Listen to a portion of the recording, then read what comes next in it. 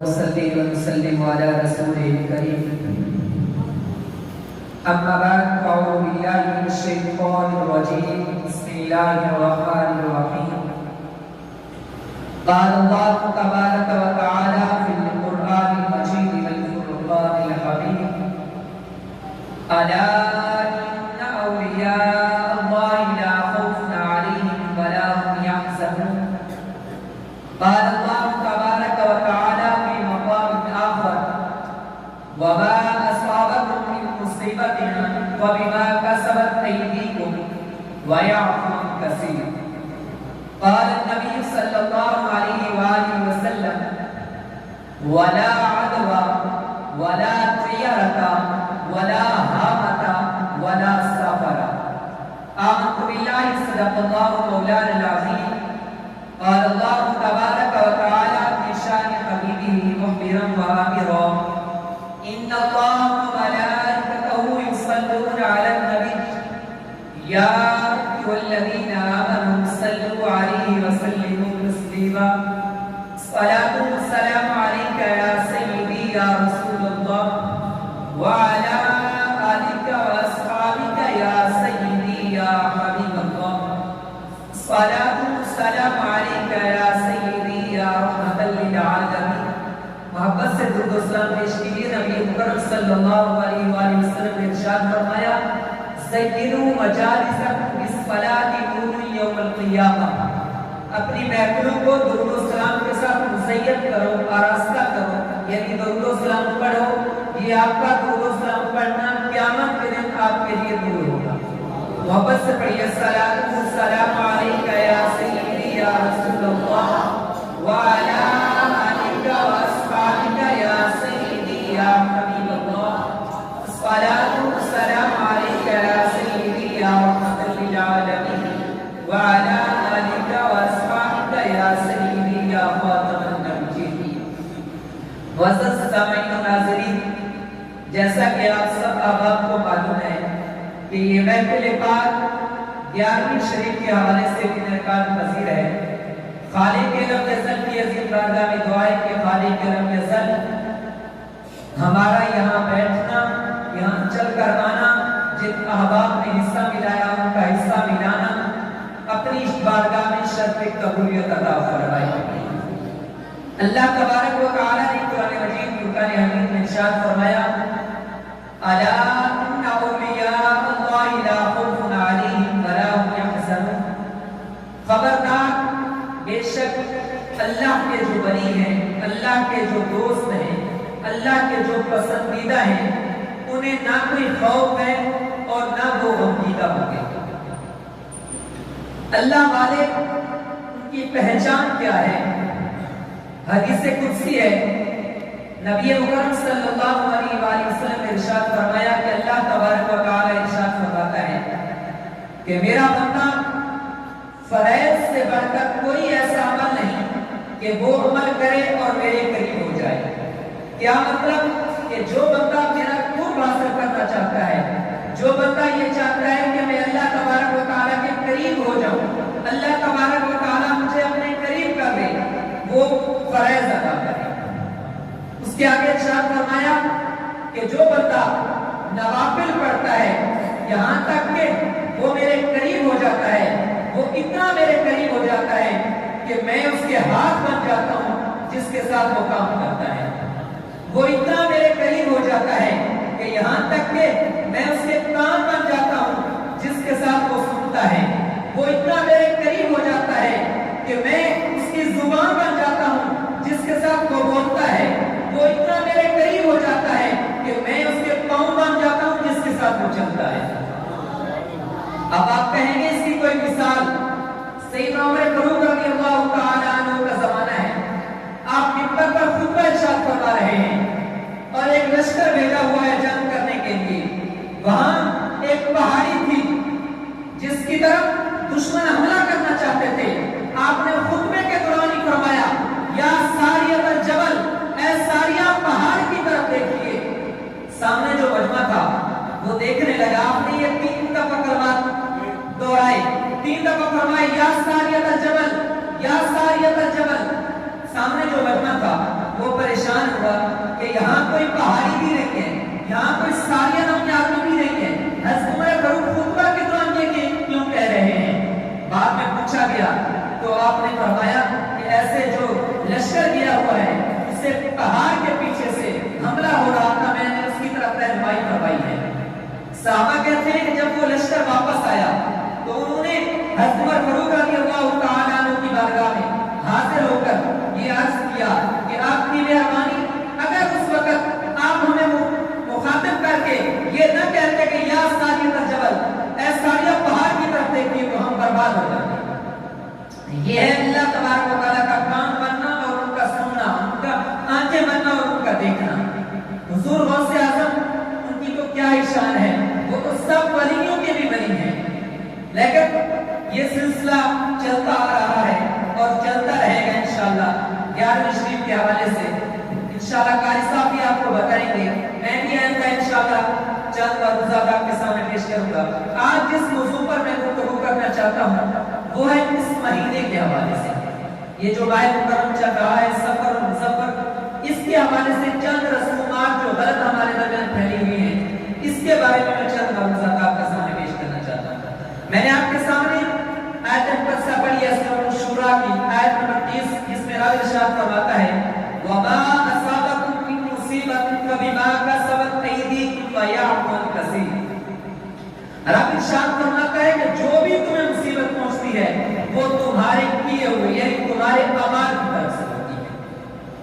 میں نے جو حدیث مقدسہ آپ کے سامنے پیش کی اس میں نبی مکرم صلی اللہ علیہ وسلم نے فرمایا کہ بیماری کوئی متعدی نہیں ہے، یعنی ایک آدمی کو اگر کوئی بیماری لگی ہوئی ہے تو اس کے ساتھ اگر کوئی اور آدمی بیٹھ جاتا ہے تو اس کو ساتھ بیٹھنے سے بیماری نہیں ملتی۔ آگے ارشاد فرمایا کہ یہ جو فعال لوگ ڈالتے ہیں یہ بھی کچھ نہیں ہے۔ آگے ارشاد فرمایا کہ یہ جو الو بولنے کی غلط کہانیاں بنی ہوئی ہیں یہ بھی کچھ نہیں ہے، اور آگے ارشاد فرمایا کہ بلا سفر، اور سفر کا مہینہ بھی منحوس نہیں ہے۔ یہ حدیث سے پاکہ جو میں نے آپ کے سامنے پیش کی۔ اب آئیے آگے چلتے ہیں، سفر کو سفر کہا کیوں جاتا ہے؟ سفر کا لفظی معنی ایک ہے خالی، چونکہ یہ عربی زبان کے لفظ ہیں، عربی مہینے ہیں، تو سفر اس وقت جیسے اس کو کہا جاتا ہے کہ اس کا معنی ہے خالی ہونا۔ عرب کے قبائل میں سفر کا مہینہ جو ہی شروع ہوتا تھا تو لوگ تجارت کے لیے چلے جاتے تھے، تو ان کے گھر خالی ہو جایا کرتے تھے، اس لیے اس مہینے کا نام سفر رکھ دیا گیا۔ دوسری وجہ، سفر پیلے اور زرد کو بھی کہتے ہیں، عربی میں پیلے اور زرد کے لیے بھی لفظ سفر بولا جاتا ہے۔ جب سب سے پہلے اس مہینے کا نام سفر رکھا گیا تو اس وقت موسم خزاں تھا، اور آپ جانتے ہیں کہ جب خزاں کا موسم ہوتا ہے تو درختوں کے پتے پیلے اور زرد ہونا شروع ہو جاتے ہیں، اس وجہ سے اس مہینے کا نام بھی سفر پڑ گیا۔ تیسری وجہ یہ ہے کہ چونکہ اس سے پیچھے 3 مہینے حرمت والے مہینے ہیں جن کو قرآن نے فرمایا کہ سب مہینے اللہ تبارک و تعالیٰ کے ہیں اور 4 مہینے حرمت والے ہیں، اس میں سے پیچھے 3 متصل ذوالحجہ، ذوالقعدہ اور محرم 3 مہینے حرمت والے ہیں۔ اور عرب قبائل میں یہ رواج تھا کہ ان مہینوں میں کوئی جنگ وغیرہ نہیں کیا کرتے۔ اب جو یہ سفر شروع ہوتا تو وہ سارے کے سارے جنگوں پہ آپس میں قتل و غارت، چوریاں، ڈاکیوں کا یہ کام کا کاروبار تھا، یہ شروع کر دیتے تھے، تو اس وجہ سے ان کے گھر شروع ہو جاتے تھے، اس وجہ سے بھی اس مہینے کا نام سفر پڑ گیا۔ اب نبی مکرم صلی اللہ علیہ وسلم جب تشریف لائے تو آپ نے فرمایا کہ سفر کچھ نہیں ہے۔ کیا مطلب کہ یہ جو آپ نے غلط رسومات پیدا کی ہوئی ہیں اس مہینے میں کہ سفر کے مہینے میں فلاں ہوتا ہے، سفر کے مہینے میں فلاں ہوتا ہے، یہ سب غلط ہے، سفر میں کوئی نحوست نہیں ہے، سفر اللہ تبارک و تعالیٰ کا مہینہ ہے۔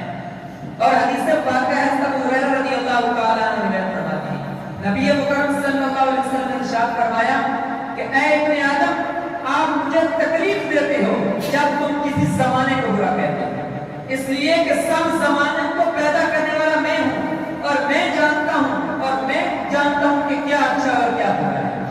یعنی اگر کوئی سفر کے مہینے کو یا کسی خاص دن کو منحوس کہتا ہے یا غلط کہتا ہے تو اللہ تبارک و تعالیٰ ارشاد فرما رہا ہے کہ وہ مجھے تکلیف دے رہا ہے۔ ایک کتنی بڑی بات ہے کہ کوئی بندہ ایک چھوٹی سی ہمارے نزدیک تو کوئی اتنی بڑی بات نہیں ہے، اگر کوئی کسی دن کو یا کسی مہینے کو کہتا ہے تو اللہ تبارک و تعالیٰ فرما رہا ہے کہ اس نے مجھے تکلیف دی۔ اب لوگ کہتے ہیں کہ اس میں کوئی اچھا کام نہیں کرنا چاہیے۔ آئیے میں آپ کے سامنے چند مثالیں پیش کرتا ہوں۔ جہالت کے زمانے میں مشہور تھا کہ شیوال میں کوئی شادی نہیں کرتی۔ یہ اب آپ آتے رہیں گے، توجہ ادھر رکھیے۔ جہالت کے زمانے میں مشہور تھا کہ شیوال میں کوئی شادی نہیں کرتی۔ کیوں نہیں کرتی؟ کہ اس میں کوئی نحوست ہوتی ہے۔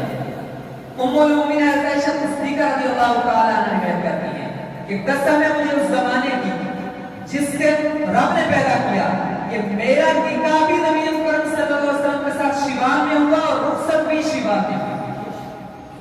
اب آئیے سفر کی طرف۔ لوگ کہتے ہیں کہ سفر میں کوئی خوشی نہیں کرنی چاہیے۔ کیوں نہیں کرنی چاہیے؟ یہ نحوست والا مہینہ ہے، اس میں شادی نہیں کرنی چاہیے۔ آئیے میں آپ کو بتاتا ہوں، ایک ایسی شادی ہوئی ہے جو یہ باتیں طریقی ہیں، کچھ طریق اس کے خلاف بھی ہوتی ہے، کچھ طریق دان لکھا ہے۔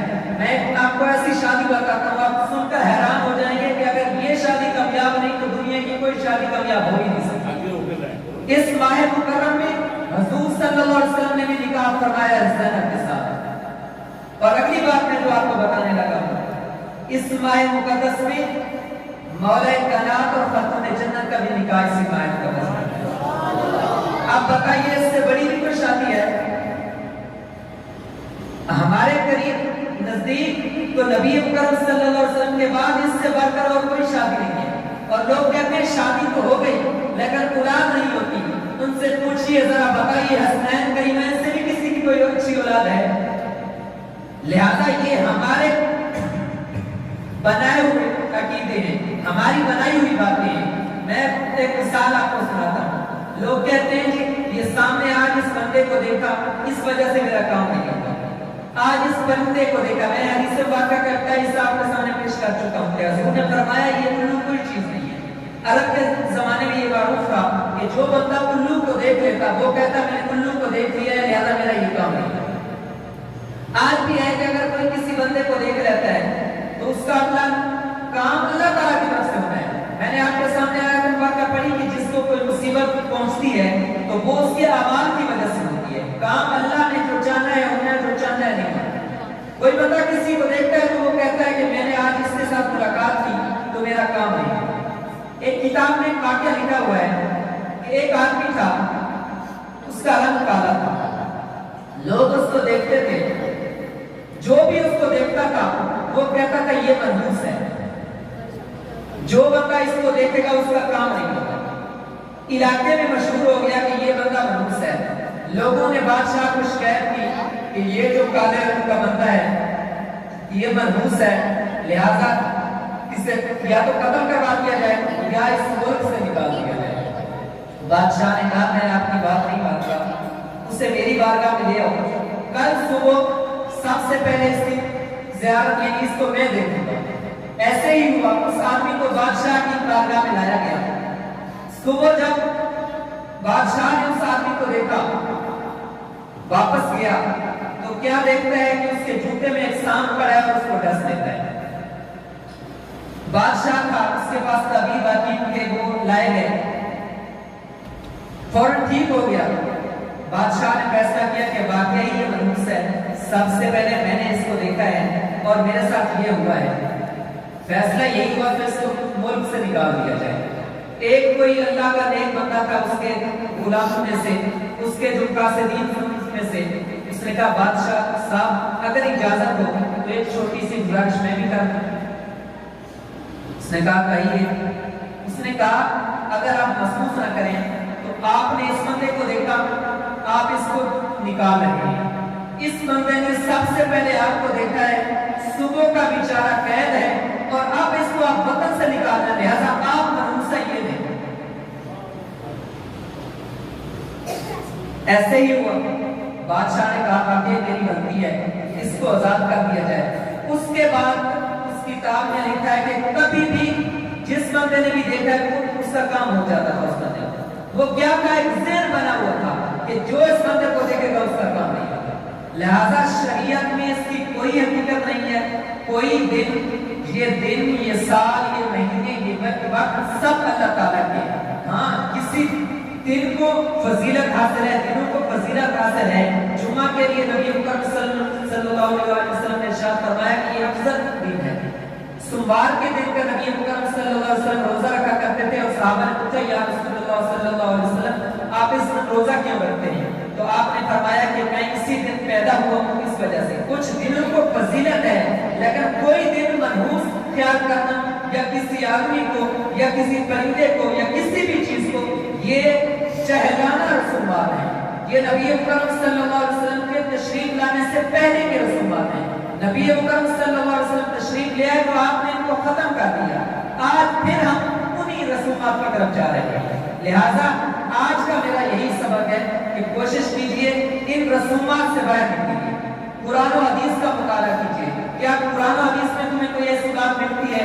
میں نے آپ کے سامنے پوری حدیث مبارکہ پڑھی کہ نبی مکرم صلی اللہ علیہ وسلم فرمایا کہ بیماری کوئی متعدی نہیں ہے، یعنی ایک آدمی بیٹھا اس کے ساتھ دوسرا بیٹھا اس کو بیماری ہے، اسی کو ہے، اور کسی کو اس کے ساتھ بیماری نہیں لگتی۔ ایسے ہی لوگ فالے ڈالتے ہیں، یہ بیٹھے ہوتے ہیں بازار میں لچوٹی، آپ کا یہ ہاتھ یہ ہے، جس کے ہاتھ ہے نہیں اولاد اس کی بھی ہے۔ وہ کہتے ہیں نا کہ آپ کے ہاتھ میں اتنی لکیریں ہیں، لائنیں ہیں، لہذا آپ کے اتنے بیٹے ہو، جس کے ہاتھ نہیں ہے اس کی اولاد نہیں ہے، اس کی بھی تو اولاد ہے۔ جب نبی اکرم صلی اللہ علیہ وسلم نے ارشاد فرما دیا کہ یہ فال کچھ نہیں ہے، یہ الو کا بولنا یا نہ بولنا یہ کچھ نہیں ہے، یہ سفر کوئی منحوس نہیں ہے، تو ہمیں قرآن و حدیث کی ماننی چاہیے، نہ کہ اپنی رسومات کا عمل کرنا چاہیے۔ اللہ تبارک و تعالیٰ سے دعا ہے کہ خالق رب العزت ہماری یہ آسان حاضری اپنی بارگاہ میں شرف قبولیت عطا فرمائے۔ آمین۔